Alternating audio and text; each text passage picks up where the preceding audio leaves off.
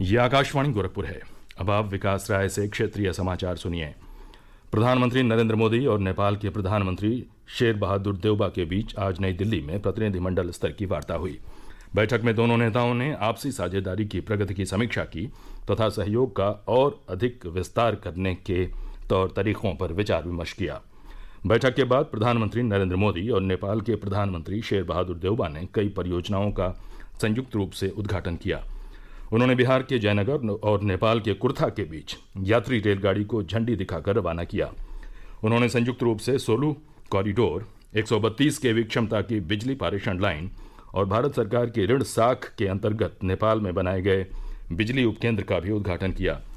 दोनों नेताओं ने नेपाल में रुपे कार्ड की शुरुआत की। इस अवसर पर 4 समझौता ज्ञापनों पर हस्ताक्षर किए गए।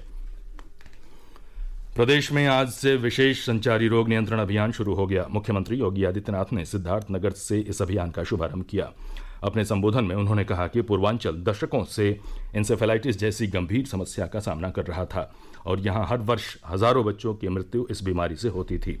उन्होंने कहा कि प्रधानमंत्री नरेंद्र मोदी के मार्गदर्शन और अंतर विभागीय समन्वय तथा जन भागीदारी से पिछले 5 वर्षों में उनकी सरकार ने इंसेफेलाइटिस पर पूरी तरह नियंत्रण किया है।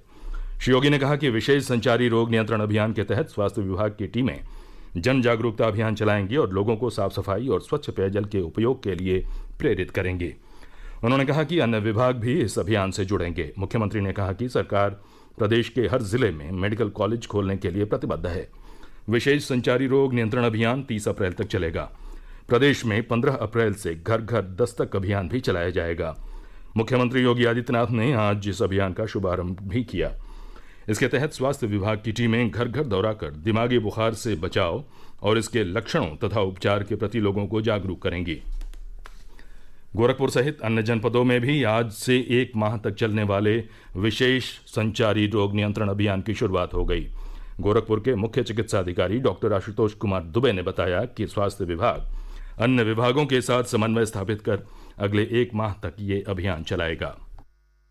ये 1 माह का कार्यक्रम होता है और इसके तहत हमारे 12 विभागों के समन्वय प्रयास से हम लोग गांव में साफ सफाई का संदेश देंगे, झाड़ियों की सफाई करेंगे, लोगों को स्वच्छ जल पीने की सलाह देंगे, संक्रामक रोगों से बचने के उपाय बताएंगे और मच्छरों को कम करने की सलाह देंगे। इसके बाद हमारा 15 दिन के बाद हमारा एक दस्तक का महाअभियान चलता है, जिसमें हमारी जो स्वास्थ्य की देवियाँ होती हैं ये घर घर गाँव में जा कर के बुखार के मरीज, कोरोना के मरीज, टीबी के मरीज, कुपोषण के मरीज तथा जिनके घरों में मच्छर पनपने की शिकायत होती है उनको लेती हैं और जो भी कोरोना लाइक लक्षण के लोग होते हैं उनको दवाओं का वितरण करती हैं।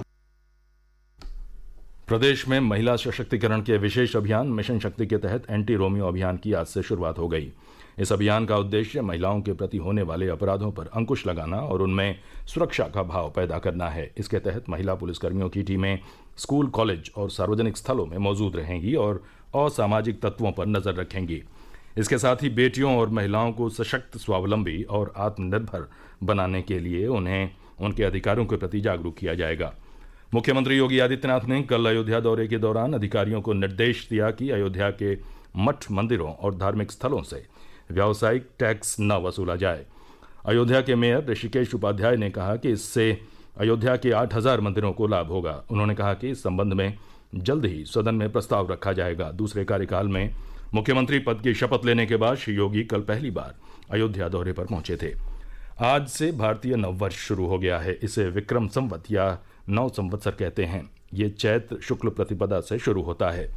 राज्यपाल आनंदीबेन पटेल और मुख्यमंत्री योगी आदित्यनाथ ने प्रदेशवासियों को भारतीय नववर्ष की शुभकामनाएं दी हैं। आज से नवरात्र भी शुरू हो गए। प्रदेश के शक्तिपीठों और मंदिरों में सुबह से ही श्रद्धालुओं की लंबी कतारें देखी जा रही हैं। बलरामपुर के देवीपाटन शक्तिपीठ पर बड़ी संख्या में श्रद्धालु दर्शन पूजन के लिए पहुंच रहे हैं। यहाँ नवरात्र पर प्रसिद्ध मेले की भी आज से शुरुआत हो गई।